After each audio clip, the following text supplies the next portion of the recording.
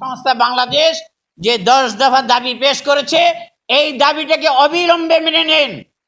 আর শুধু মসজিদ নয়, এদেশের যে জাতীয় পর্যায়ে যে ইমাম আছে, সেই ইমাম যেন সঠিক ইমাম নির্বাচিত হতে পারে, সেই জন্য সরকারকে ভূমিকা রাখতে হবে।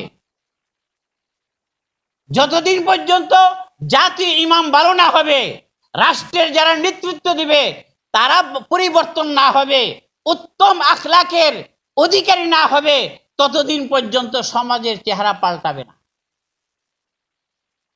সমাজের অবস্থা পাল্টাতে হলে আমাদেরকে রাষ্ট্রীয় ইমামের দিকে ধাবিত হতে হবে, সেটা নিয়ে আমাদের চিন্তা করতে হবে।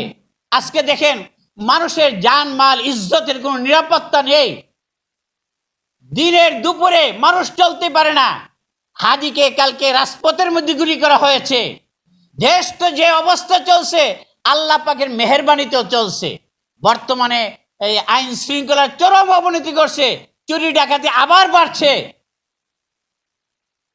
এই অবস্থা রোধ করতে হলে আমরা বারবার অতীতে দেখছি সরকারে পরিবর্তন হয়েছে, শাসন ব্যবস্থার কোনো পরিবর্তন না হওয়ার কারণে জনগণ যে একটা রাষ্ট্রের সুফলতা ভোগ করতে পারে না।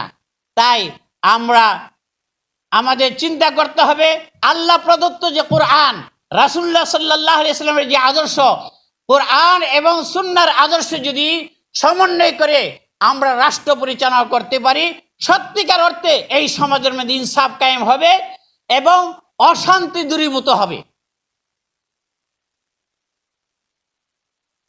এই জন্য উলামায়ে কেরামদেরকে রাষ্ট্রীয় ক্ষমতায় যেতে হবে।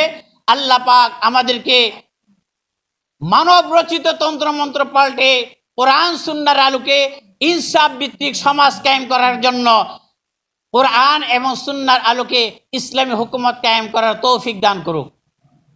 আমি এই কথা বলে আমার সংক্ষিপ্ত আলোচনা শেষ করছি। নাসরুম মিনাল্লাহি ওয়া ফাতহুন করিম।